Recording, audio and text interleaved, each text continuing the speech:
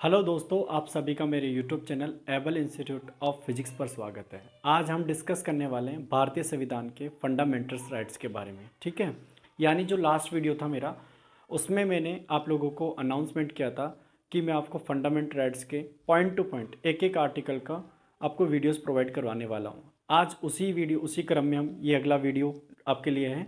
To fundamental rights के बारे में डिस्कस करेंगे अपन यहाँ पे। जो पहला फंडामेंटल राइट है वो आज होगा 12-13 दो फंडामेंटल राइट्स के बारे में डिस्कस करने वाले हैं। ठीक है, सेकंड जो अपना फंडामेंटल राइट्स आप लोगों को पता होगा पहले से ही कि अपना जो फंडामेंटल राइट्स है वो स्टार्ट होते हैं भारतीय संविधान में। जो मौलिक अधिकार है वो स्टार्ट होते हैं 12 अनुच्छेद से लेके 35वें अनुच्छेद तक जाते हैं। ठीक है, तो आज हम उसी अनुच्छेदों के बारे में पॉइंट टू पॉइंट करके डिस्कस करने वाले हैं।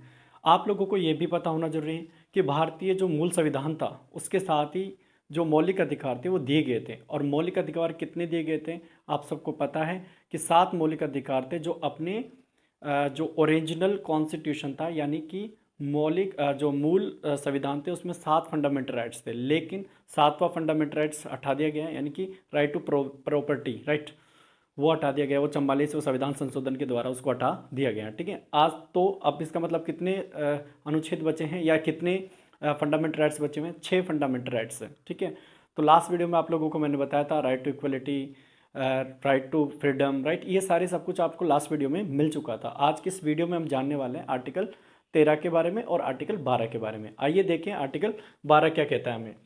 आर्टिकल 12 हमें कहता है व्हाट इज द स्टेट, राज्य क्या होगा, राज्य को परिभाषित करता है, यानी स्टेट क्या होगा ये जो आर्टिकल ये बताता है। और एक और बात ध्यान रखिए, यहाँ राज्य का मतलब इन फंडामेंटल राइट्स के लिए स्टेट है।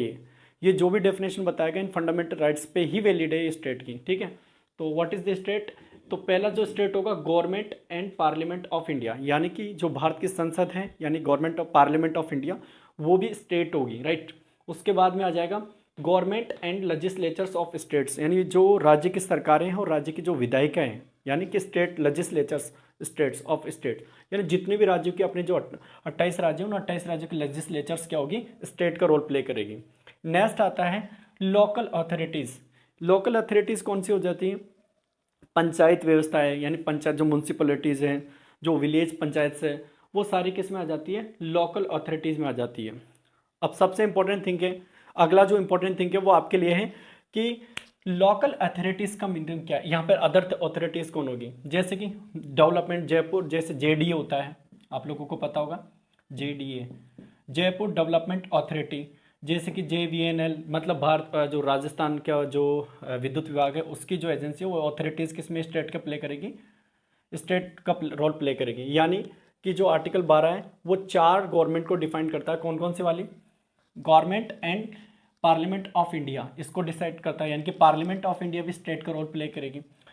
लेजिस्लेचर्स ऑफ स्टेट्स, यानी एवरी स्टेट की जो लेजिस्लेचर्स हैं, यानी कि स्टेट विधायिका है वो भी किसका रोल प्ले करेगी? स्टेट का रोल प्ले करेगी। फिर आ जाती है लोकल अथॉरिटीज़, इसमें क्या आ जाती है? नगर पालिकाएँ आ जाती है। ठीक है, नगर पालिका आ जाती है। दूसरे इसमें क्या आ जाती है? म्यूनसिपैलिटीज़ तो आएगी। ठीक है, उसके बाद में आ जाती है पंचायत व्यवस्थाएं। ठीक है, ये सारी लोकल अथॉरिटीज़ में आ जाती है, जो सेल्फ गवर्नर होती है। ठीक है, अदर अथॉरिटीज़ में आ जाती है, जेडी आ जाती है। एग्जाम्पल्स के लिए यूनिवर्सिटीज़ आ जाती है। ये सारी किस में आती है भैया? ये लोकल अथॉरिटीज़ में आती है। तो आर्टिकल आप लोगों को 12 समझ में आ चुका होगा कि स्टेट को डिफाइन करता है, यानी स्टेट क्या होगा उसके बारे में अपने को आर्टिकल 12 जानकारी देता है। ठीक है, अगला आर्टिकल आता है अपना आर्टिकल 13। आर्टिकल 13 यानी कि आर्टिकल 13 क्या बोलता है भाई? आर्टिकल 13 का एक सिंपल सा मीनिंग, ब्रॉड मीनिंग देखो यहाँ से, मतलब इसका मीनिंग होता है राज्य ऐसा कोई कानून नहीं बना सकता। राज्य कौन सा वाला है भैया? राज्य जो आप लोगों ने क्या देखा है? स्टेट। और किस में कहा है स्टेट अपने को?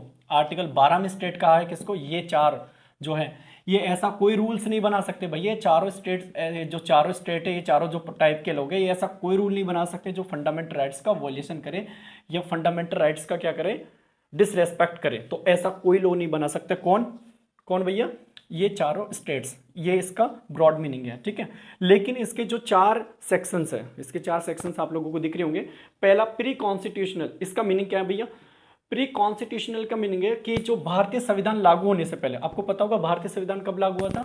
26 जनवरी 26 जनवरी 1947 को भारतीय संविधान लागू हुआ था, उसके साथ ही फंडामेंटल राइट्स आ गए थे। प्री कॉन्स्टिट्यूशनली यानी संविधान लागू से पहले जो भी लॉ थे जो किसका वॉयलेंस करेंगे, FR यानी किसके डिसरेस्पेक्ट करें, फंडामेंटल राइट्स की यानी मौलिक अधिकारों की क्या करे वो डिसरेस्पेक्ट करे, तो वो भी क्या होंगे, उनको मतलब वो क्या हो जाएंगे, वैलिड अनवैलिड हो जाएंगे। ठीक है, उसके बाद में जाता है पोस्ट कॉन्स्टिट्यूशनली यानी जो, अब इसका मीनिंग बहुत सही है, इसका मीनिंग है कि राज्य यानी स्टेट ऐसा कोई लॉ नहीं बना सकता भैया जो किसका वॉयलेंस करे, FR मतलब फंडामेंटल राइट्स का वॉयलेशन करे। ठीक है, ये तो पहले वाले हो गए, जो पहले भाई जो मतलब संविधान लागू होने से पहले जो कानून थे वो भी अनवैलिड हो जाएंगे, और जो संविधान लागू होने में आए ना वो भी, जो अब नए बनेंगे वो भी किसका वॉयलेंस नहीं कर सकते हैं, फंडामेंटल पोस्ट। ठीक है, अगला है मीनिंग। इस लॉ की मीनिंग को डिफाइन करता है कि लॉ क्या होगा। ठीक है, उसके बारे में डिफाइन करता है, ये बहुत इंपॉर्टेंट है और आप लोगों को पता भी होना चाहिए। ये जो अमेंडमेंट के थ्रू ओरिजिनल कॉन्स्टिट्यूशन का हिस्सा नहीं था, इसे 24वें संविधान संशोधन के द्वारा इसमें जोड़ा गया है। 24वें संविधान संशोधन के द्वारा इसको जोड़ा गया 368, यानी जो भी कानून बनाया गया वो किस में चला जाए, 368 के तहत बनाया जाएगा, तो वो फंडामेंटल राइट्स का वॉल्यूशन करते तो फिर भी चलेगा। ठीक है, आप लोगों को बहुत इंपॉर्टेंट है, और खासतौर पर तो 24वें संविधान संशोधन तो बहुत इंपॉर्टेंट है कि 24वें संविधान संशोधन में जो भारतीय संसद ने उसने नया कानून कौन सा बनाया था, उसमें क्या जोड़ा था, तो वो जोड़ा गया था किसमें, आर्टिकल 13E में। ठीक है, इसके बाद में आती है डॉक्ट्रिनल सेपरेबिलिटी। इसका मतलब है, सिंपल सी बात है कि जो कानून बनाए, इसका मतलब प्रथिकरण, इसे बोलते हैं प्रथिकरण का सिद्धांत बोलते हैं। ठीक है, प्रथिकरण का सिद्धांत कैसे, ऐसे फॉर एग्जांपल मान लो कि स्टेट रूल बनाता है और वो क्या करता है, फंडामेंटल राइट्स का वॉल्यूशन कर देता है। फॉर एग्जांपल 14 का राइट टू इक्वलिटी का वॉल्यूशन कर देता है, तो वो क्या होगा, जो कानून बनाया ना वो कानून यहां से पास करवाया जाएगा, उस लॉ को पास किया जाएगा यहां से।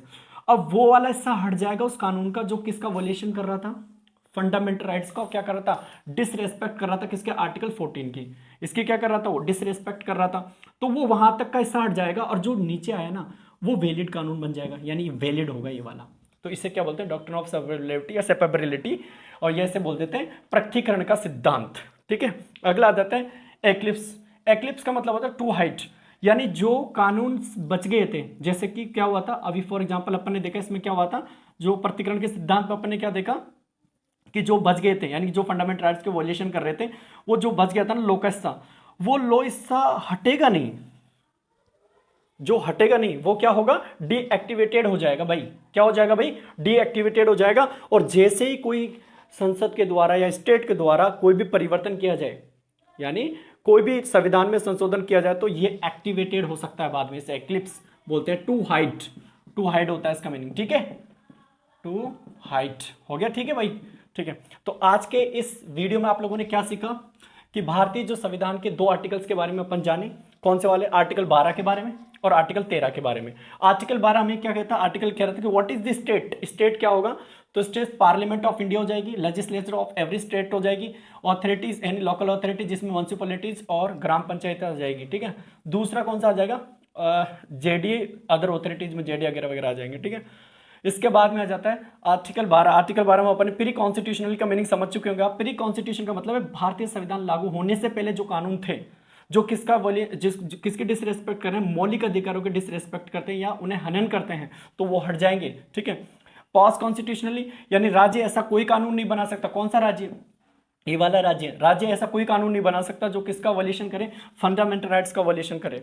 अगला आ जाता है मीनिंग ऑफ लॉ, यानी लॉ का मीनिंग क्या है इसको बताया गया है। मीनिंग ऑफ ये समझ आएगा सोवरेनिटी। ठीक है, और ये अनुच्छेद तो याद रख लेना भाई, 24 संविधान संशोधन के द्वारा ये जोड़ा गया था। ठीक है, और जो राइट टू, ये केशवानंद भारती का केस बड़ा फेमस है, इससे केशवानंद भारती का केस आप लोगों ने पढ़ा हो तो केशवानंद भारती का केस यहीं से आया, स्टार्ट हुआ है। ठीक है, तो माय डियर स्टूडेंट्स, आप लोगों को बहुत अच्छे से समझ में आया होगा कि आज का वीडियो का मीनिंग। ठीक है, नेक्स्ट वीडियो में आपको राइट टू इक्वलिटी डिस्कस किया जाएगा, जो कि कहाँ से स्टार्ट होता है, आप लोगों को कमेंट में भी देना आंसर, कहाँ से स्टार्ट होता है, 14 से स्टार्ट होता है और 18 तक जाता है। इसके बारे में अपन डिस्कस करने वाले हैं फुल तरीके से। ठीक है, बहुत अच्छे तरीके से आप लोगों को ये वीडियोस मिल जाएंगे और ये बहुत इंपॉर्टेंट रोल है, यानी कि राइट टू इक्वलिटी तो फंडामेंटल राइट्स बहुत इंपॉर्टेंट है आपके एग्जाम पॉइंट ऑफ व्यू से। ठीक है, तो थैंक यू सो मच। आज के 2 इंपॉर्टेंट आर्टिकल्स के बारे में डिस्कस किया अपन ने। ठीक।